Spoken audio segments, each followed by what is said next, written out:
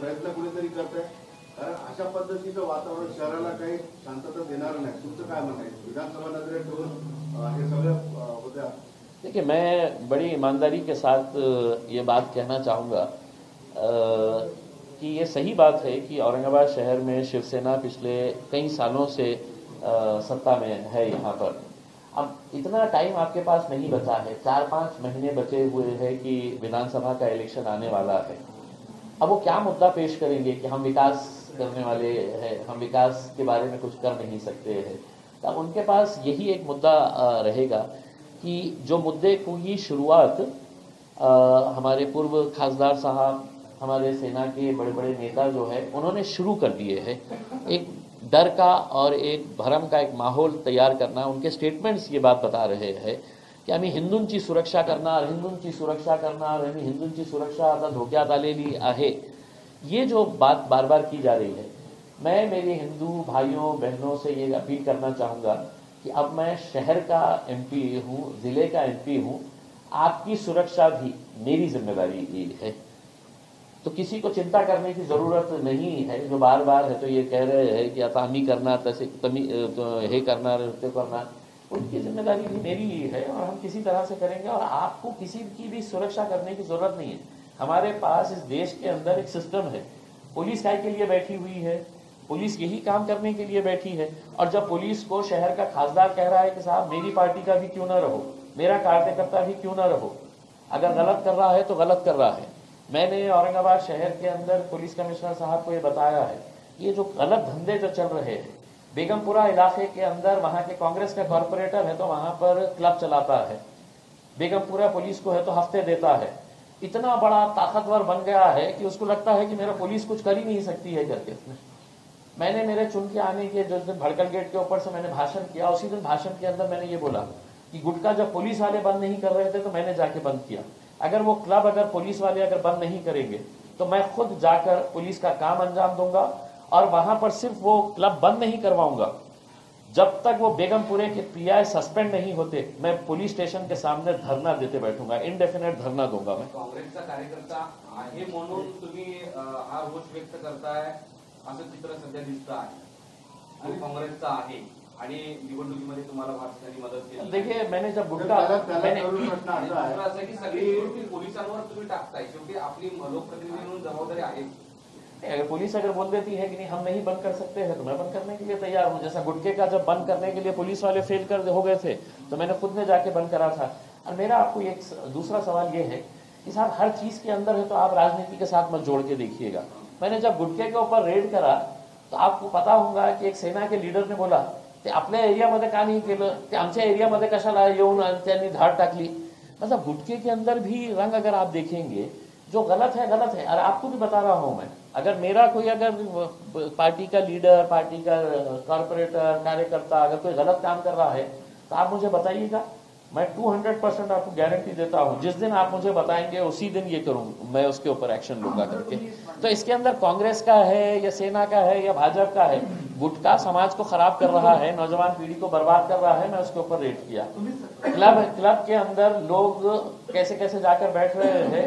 वो आज के दिन ये लॉटरी वाले जो है मोंडे के अंदर मैंने जाके है तो पर्सनली देखा हो, जो हमार लोग हैं वो हमार लोग दिन में रोजी वो करके है तो वहां पे पर्दे लगे हुए हैं, पर्दे के पीछे है तो वो लॉटरी का कारोबार चल रहा है. ये सब चीजें बंद होनी चाहिए. और अगर पुलिस नहीं बंद करेगी तो हम बंद करेंगे, अपने हिसाब से बंद करेंगे. कहाँ पे है बताइए ना उसमें. अगर आप मुझे बताएंगे तो देखिए, मतलब आधी अधूरी बात मत करिए. एक सेकंड, ये ऐसे पत्रकार जो है ना मैं इनको थोड़ा सा हिसाब करूंगा. उसके अंदर ये क्या है, मोबाइल लेके जो बैठ रहे हैं ना उसमें आप बताइए कहाँ पे चल रहा है, बताइए मेरे को. चलिए बताइए, मुझे जगह बताइए. नहीं आप पूरे ओरे बने, आधे अधूरी बात नहीं करिएगा आप मेरे साथ. आप मेरे साथ आधी अधूरी बताइए. सागंज की इस टपरी के ऊपर से आप खरीद के खा रहे हैं करके बताइए मेरे को. आप नहीं चलिए अभी बोलिए, इस प्रेस कॉन्फ्रेंस के अंदर बोलिए, मैं अभी इमीडिएट जाके एक्शन लूंगा. मुझे आप बताइएगा कौन सा है. मुझे ये आप अंधाधुंध बातें मत करिएगा, ये चल रहा है वो चल रहा है. जो चल रहा है मुझे बताइए. जिसने मुझे बताया था ये जगह के ऊपर है, उस जगह के ऊपर मैंने जाके रेड करा था. आप जनरलाइज अगर बोलेंगे कि उसके साहब वहां पे भी चल रहा है तो वहां पे बताइए आप, वरना आप भी उस गुने के अंदर हिस्सेदार है. अगर आप जनरलाइज करके बोलिए मुझे शाहगंज के, रोशन गेट के, गुलमंडी के ये जगह के ऊपर चल रहा है करके, आप बताइए, एक नाम बताइए, फिर आगे अपन बात करेंगे। चलिए बताइए, एक सेकंड रुकिए, बताइए। नहीं बताइए नहीं, आपने सवाल किए हैं मुझसे। आप सवाल करने से पहले है तो ये सोच के सवाल करिएगा कि आप जनरलाइज करके बता रहे हैं करके। आप मुझे अब जब बताइएगा उसके अंदर, वरना आप इस तरह की पत्रकारिता नहीं कर सकते हैं कि औरंगाबाद शहर के अंदर चल रहा है गुटखा करके। आप मुझे अभी बताइएगा कि कहां पे चल रहा है। पत्रकार मैं भी था, मैंने भी 23 साल पत्रकारिता निकाली है करके, लेकिन इस तरह के सवाल मैंने नहीं किया है जब तक मेरे हाथ में कुछ पुख्ता नहीं है। आप मुझे बताइएगा कि ये दुकान के ऊपर चल रहा है, ये गोडाउन के अंदर है तो यहाँ पे चल रहा है करके। मेरे से ज्यादा जानकारी आपको है, लेकिन आप जनरलाइज करके है तो मुझे आधे अधूरे अंदर उसके अंदर ये करेंगे, कल छापेंगे कि इम्तियाज जलील के बोलने के ऊपर भी गुटखा चल रहा है। कहाँ चल रहा है? क्या इम्तियाज जलील अकेले जाके ढूंढेगा? ये आपकी भी जिम्मेदारी, आप बताइए मेरे को। मैं आज का आज है तो एक्शन लेने लगाऊंगा, आपके सामने है तो अभी क्राइम ब्रांच को बोलूंगा कि इस गोडाउन के ऊपर रेड करिएगा। लेकिन ये इस तरह का मतलब अगर आप जनरलाइज करके अगर करेंगे तो मेरे हिसाब से ये गलत हिंदू मुसलमानांच्या मध्ये तुम्ही हिंदूंनी काय काय स्टेटमेंट केले ते तुम्ही सांगितले, पण मुसलमानांच्या वतीनं पण तशा पद्धतीच्या सगळ्या गोष्टी येतात, तर दोघांमध्ये समन्वय करतात। देखिए एक बात मैं आपको बड़ा क्लियर तरीके से बता दूं, हर चीज जो गलत हो रही है उसको आप एक पार्टी के साथ जोड़कर देखना, मेरे हिसाब से ये बहुत बड़ा गलत काम किया जा रहा है। बीच में एक वीडियो निकला था एक छोटे से लड़के का जिसने मतलब कुछ बहुत गलत बातें करी थी। साहब उसकी कोई भी है तो उसकी तारीफ नहीं करेगा, कोई भी उसको सपोर्ट नहीं करेगा।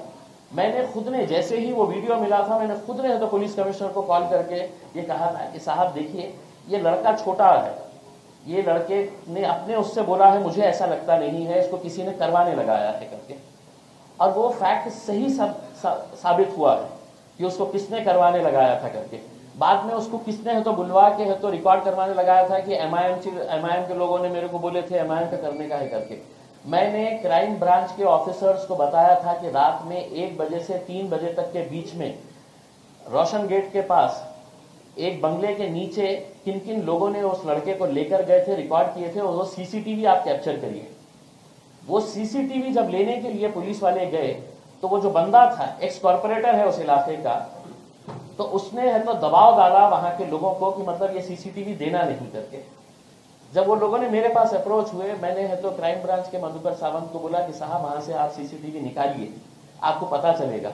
तो एक लड़का कुछ तो भी अनशन बोल रहा है और उसके अंदर पूरे समाज को, पूरे एमआईएम पार्टी को, पूरे मुसलमानों को कटघरे में खड़े कर दिया गया।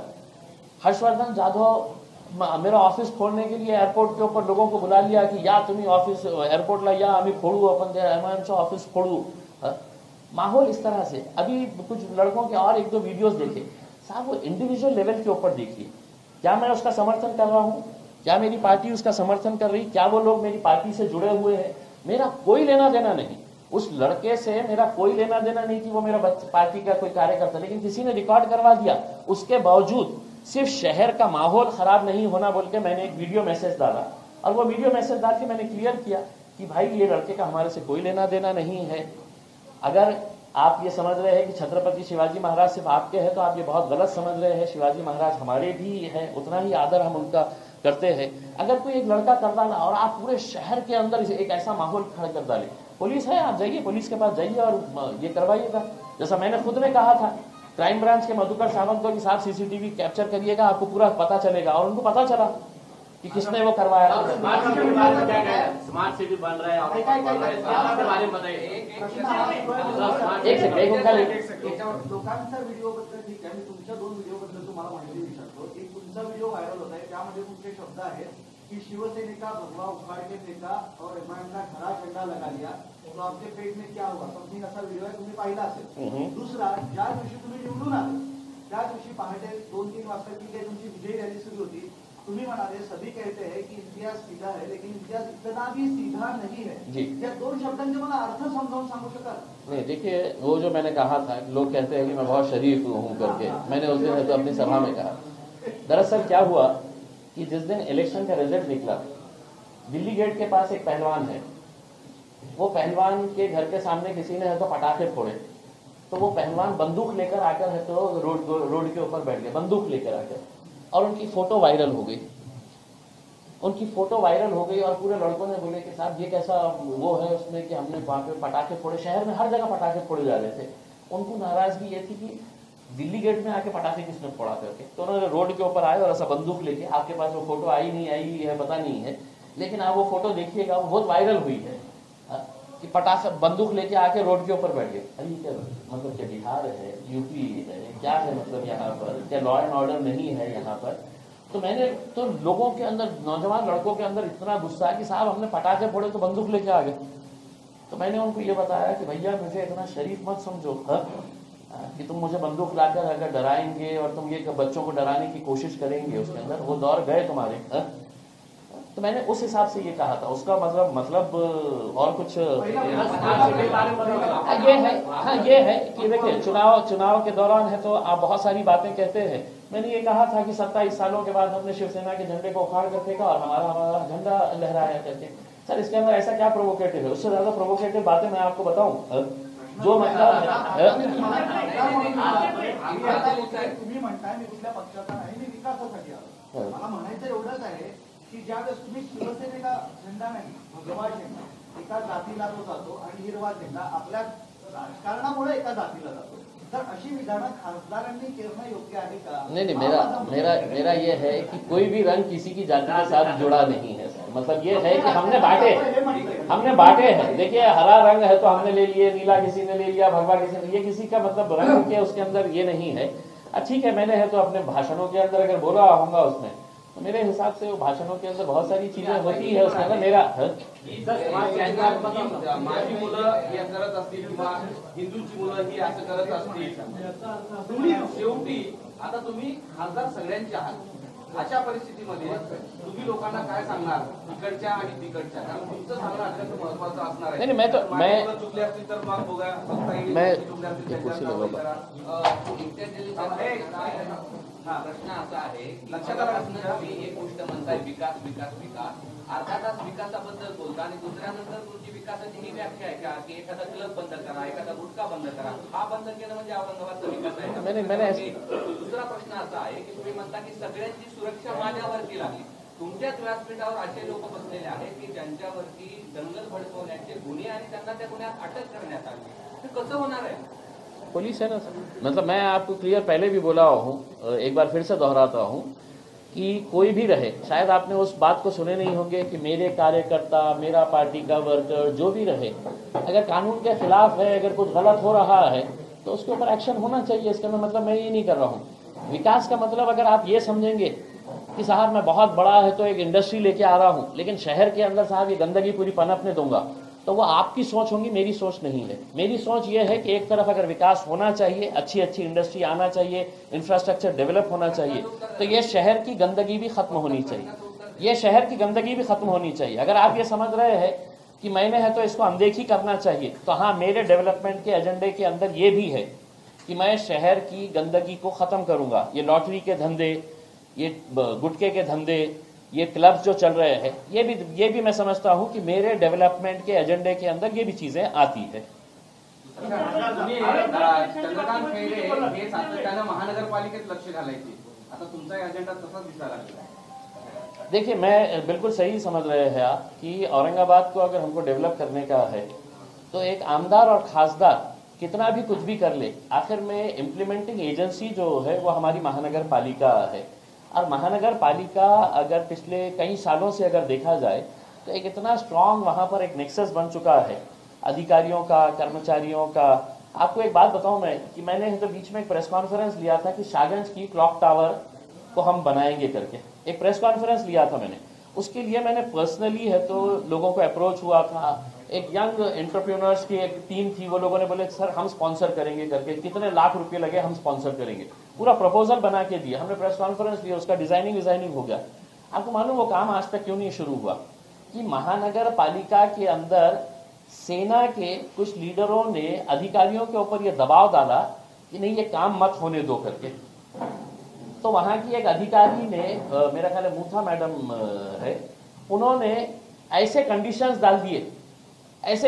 डाल दिए कि वो जो स्पॉन्सरर था, जो उसने बोला कि मैं बनाता हूं करके, उन्होंने ऐसा हाथ जोड़ा कि नहीं साहब हम तो बोले थे कि हम पैसा लगा रहे हैं और हमारा सिर्फ इतनी एक कंडीशन थी कि आर्किटेक्ट जो रहेगा वो हमारा रहेगा, टोटल ऑब्जर्वेशन जो रहेगा, टोटल उसका देखरेख जो रहेगी वो महानगर पालिका करे। महानगर पालिका बोलती कि नहीं उनने नहीं, इनने करेगा, कॉन्ट्रैक्टर हमारा रहेगा। अरे कॉन्ट्रैक्टर आपका रहेगा तो आप ही करिए ना, फिर आप पैसा लगाइए। कोई अगर पैसा डालने के लिए तैयार है, आपकी देखरेख के अंदर काम करने के लिए तैयार है, तो आप उसको, तो वो फाइनली है तो उसमें वापस चले पण गया। याच्यासाठी तुमची सत्ता, विरोधी पक्ष नेते, विरोधी पक्ष महानगरपालिकेत असताना आता तुम्हाला लक्ष घालायची काय गरज आहे? पुन्हा तुम्ही चंद्रकांत खैरे सारखेच करणार आहात. आणि नाही, दुसरं नाही, त्याला जोडून आहात तुम्ही की सातत्यानं तुम्ही शहरावरच आहात, तुम्ही जिल्ह्याचे पण खासदार आहात, त्याचं काही बोलत नाही हो. बोलता ना सर, नहीं शहर तो खत्म होने दो।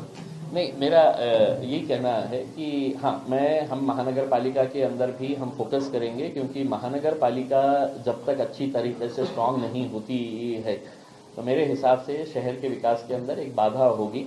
मैं इतना वो नहीं दूंगा उसमें। पुराने खासदार का इंटरेस्ट यहाँ तक था कि ठेका किसको दिया जा रहा है, कॉन्ट्रैक्टर कौन रहेगा, ये सब बातों के अंदर मेरे को कोई दिलचस्पी नहीं है। लेकिन हाँ, अगर डेवलपमेंट प्लान अगर हमारे को इम्प्लीमेंट करने का है तो महानगर पालिका के अंदर भी इंटरेस्ट लेना चाहिए। और एक खासदार की हैसियत से अगर मैं पीडब्ल्यूडी में देख रहा हूँ, अगर जिला परिषद में देख रहा हूँ, अगर इरिगेशन के अंदर देख रहा हूँ, तो मेरी जिम्मेदारी है कि मैं महानगर पालिका के अंदर भी देखूँ। तो कोई गुनाह नहीं है, मैं वहाँ पर जा रहा हूँ। जिल्ह्याचे अनेक प्रश्न आहेत. एक सेकंड मैं बोलता हूँ अवैध नळ कनेक्शन बाबतीत तुम्ही सांगितले की जायकवाड स्कूलपर्यंत अवैध नळ कनेक्शन आहे, पण ज्या दोन मतदारसंघामध्ये मोठ्या प्रमाणात अवैध नळ कनेक्शनच्या बाबतीत महापालिकेनं कारवाई सुरू केली तर दंगे भडकले होते. आता तुम्ही स्वतःहून पुढाकार घेणार काय अवैध नळ कनेक्शन बंद बिल्कुल सर, बिल्कुल 100%। अगर मतलब महानगर पालिका इस तरह का अगर कोई करते हैं, मैं मेरे कॉरपोरेटर्स के लेवल के ऊपर ये बताऊंगा कि बिल्कुल 100% होना चाहिए। मैंने बकोरिया साहब को यहाँ तक बताया था कि साहब बिजली चोरी के मामले के अंदर अगर आपको कोई स्पेसिफिक एरिया ऐसा लगता है कि यहाँ पर बिजली चोरी हो रही है, आप मुझे बताइएगा। अगर मेरे एरिया के कॉरपोरेटर के अंडर में आता है, मैं वो जिम्मेदारी उसको दूंगा। जहाँ तक ग्रामीण इलाके की बात है, मैं जैसे ही मतलब शपथ ग्रहण होगा उसके बाद मैं पर्सनली कन्नड़, गंगापुर, वैजापुर वहाँ पर जाकर पूरा हर लेवल के ऊपर वहाँ पर एक असेसमेंट करूँगा, एक जायज़ा लूँगा। मैं जब प्रचार के दौरान जा रहा था तो 52 गांव ऐसे हैं, मुझे बताया गया है कि 52 गांव का वाली कोई भी नहीं है। वो ना तो औरंगाबाद जिले के अंदर आते हैं, ना वो नासिक को अटैच है, उसका कोई वाली ही नहीं है। तो वहाँ पर कोई काम ही नहीं होता है। मतलब वहाँ पे उसका ओनर कौन है तो यही तय नहीं हुआ। 52 गांव है, ऐसे 53 गांव है, 52 या 53 गांव है। तो वह 52-53 गांव के बारे में कुछ ना कुछ फैसला लेने की जरूरत है। तो वो 52-53 गांव के ताल्लुक से ये करेंगे। पानी के स्कीम्स के बारे में हम क्या कर सकते हैं उसके बारे में करेंगे। एक अच्छी चीज़ ये है कि महाराष्ट्र के बहुत सारे ऑफिसर्स जो है वो डेपुटेशन के ऊपर बहुत अच्छे अच्छे डिपार्टमेंट्स में दिल्ली में गए हुए हैं, तो कहीं ना कहीं उनका भी फायदे का इस्तेमाल किया जाएगा। मैंने अभी रूरल डेवलपमेंट के जो सेक्रेटरी है परसों रात में ही उनसे मुलाकात की और मैंने उनसे कहा कि ट्रांसफर हो रहे हैं, आपका भी ट्रांसफर हो जाएगा, लेकिन औरंगाबाद में आप सर्व कर चुके हैं तो औरंगाबाद के लिए थोड़ा सा रूरल डेवलपमेंट के लिए तो ये जितना भी है। लेकिन ये भी मैं ईमानदारी से बता दूं कि रूरल डेवलपमेंट के बारे में मेरी इतनी जानकारी नहीं है जितना अर्बन के उसके अंदर है। लेकिन इसका मतलब ये नहीं है, तो इसीलिए मैं ज़्यादा वक्त तो रूरल डेवलपमेंट के एरिया में भी जाके देखूंगा, उनकी समस्याएं क्या है, ये सब भी ये करूंगा उसमें। Thank you. जिसने हो गया है आप नासिक पुणे के बाद आप कैसे शहर को देखना चाहते हैं? हाँ? शहर का विजन कैसा देखते हैं आप?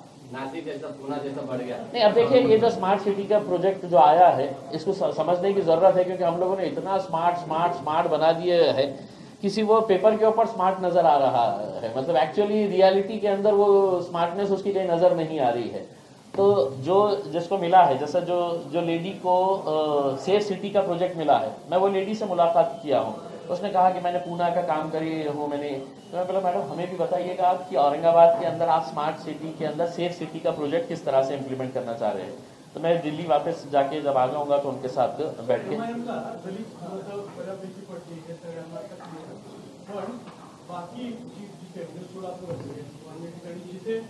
मुस्लिम मतदार त्यांना मिळण्याची आवश्यकता आहे, इन्क्लुडिंग प्रकाशन ती त्यांना मिळाली नाही असं मला वाटतं।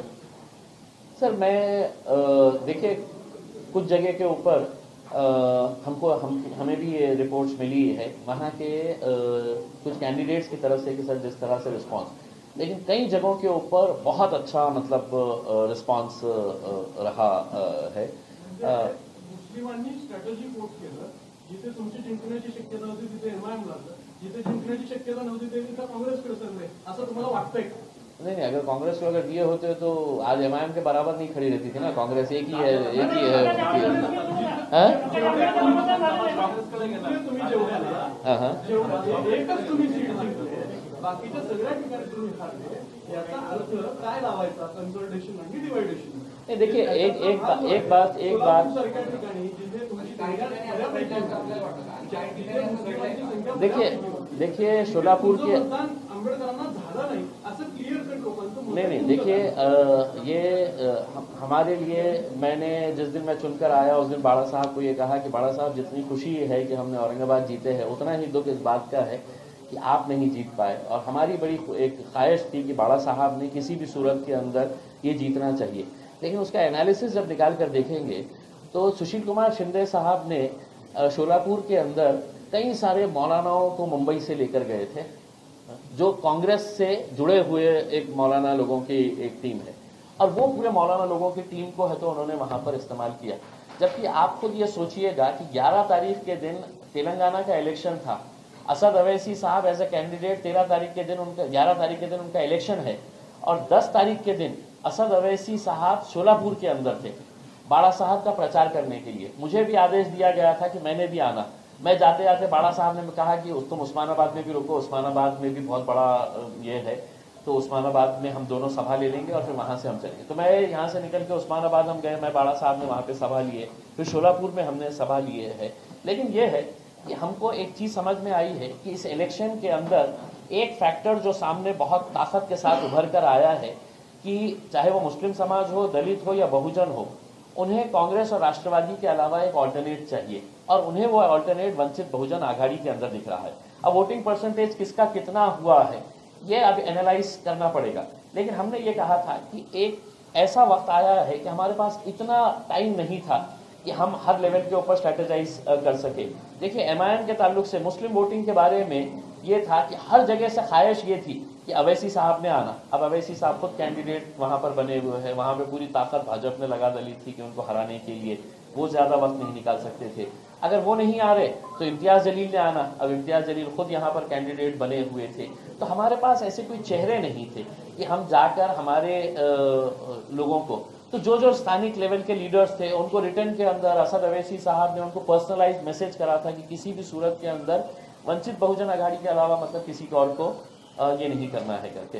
लेकिन अब नतीजे सामने आए हैं, उसको एनालाइज करेंगे और उसको जितना भी जहां पर भी जो भी गलतियां हुई है, जिस से भी गलतियां हुई है, जैसा मैं श्रीरामपुर गया था और मुझे श्रीरामपुर के अंदर ये पता चला कि हमारा जो पार्टी का पदाधिकारी है वो हमारे वंचित बहुजन आघाड़ी का जो कैंडिडेट था उसके लिए काम नहीं कर रहा। मैंने उसी स्टेज के ऊपर खड़े रह के ये कहा था, ये जो हमारा पार्टी का पदाधिकारी है जो हमारे लिए नहीं कर रहा है, आज का आज पार्टी उसे सस्पेंड कर रही है। और हमने उसको सस्पेंड किया क्योंकि हमने पार्टी का आदेश एक मर्तबा आ गया। आज दलित समाज, बहुजन समाज क्यों मुझे इतना ज्यादा वोट दिया कि उन्होंने ये नहीं देखा कि इम्तियाज जलील है या कौन है। बाड़ा साहब का आदेश आया और उन्होंने पूरी ताकत के साथ जुड़ गए। गांव के अंदर लोगों ने तो वोट दिए हैं। हमने सोच नहीं सके थे कि गंगापुर में हमारी यूनिट नहीं, हमारा कुछ नहीं, लेकिन 60-65 हजार, दूसरी जगह के ऊपर 35-40 हजार वोट लेना ये मामूली बात नहीं थी। लेकिन क्यों हुआ कि उन लोगों को पार्टी की तरफ से आदेश आया था और ये किया गया है। जो भी रेक्टिफाई करने का है हम विधानसभा तक करेंगे और विधानसभा के अंदर एक बहुत बड़ी ताकत बनकर हम उभरने वाले हैं। आप ये मानिए चारों तालुके भयंकर दुष्कालग्रस्त हो रहे और पानी की बहुत किल्लत है। 8-15 दिन तक पीने के लिए पानी नहीं है। क्या आप फौरन आज के बाद टैंकर की व्यवस्था करेंगे पूरे चारों तालुके में? देखिए मैंने जिस दिन इलेक्शन हुआ था उसी दिन है तो कलेक्टर साहब से बात हुई थी और हमने कलेक्टर साहब से ये असेसमेंट लिया था। मैंने खुद ये कलेक्टर साहब को ये बताया था कि साहब मतलब सिचुएशन जब हम प्रचार करने के लिए जा रहे थे तो गाँव के अंदर पानी की समस्या जिस तरह से है वो अगर आप देखेंगे तो उन्होंने मुझे कुछ प्लान्स बताए थे कि इतने टैंकर्स, एक मिनट भाई, जो टैंकर्स जो उनका प्लान था वो बताए हैं। अब मैंने जैसा आपको खुद कहा हूँ कि मतलब जैसे ही दिल्ली से वापस आ जाते हैं मैं पर्सनली वहां पर जाऊंगा। मैं बंबई से वापस जब आ रहा था तो वैजापुर से जब आ रहा था, जैसा ही येवला खत्म होता है यानी कि नासिक की बाउंड्री खत्म होती है और हम वैजापुर के अंदर एंटर होते हैं, आप में से पता नहीं है कितने लोग उस रोड के ऊपर से गुजरे होंगे। अगर आप उस रोड की कंडीशन को देखेंगे तो मुझे ऐसा लगता है कि ये वैजापुर जब से बना तो तब वो रोड बनी ही नहीं है। मेन जो रोड है मतलब गेवलार से आगे इतनी अच्छी रोड बन गई है, वैजापुर के अंदर क्यों इतने।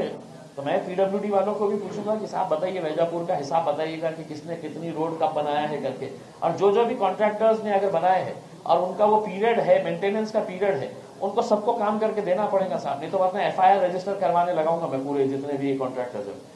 चलने जैसी रोड नहीं है, इतनी घटिया रोड है वैजापुर के ताल्लुक से।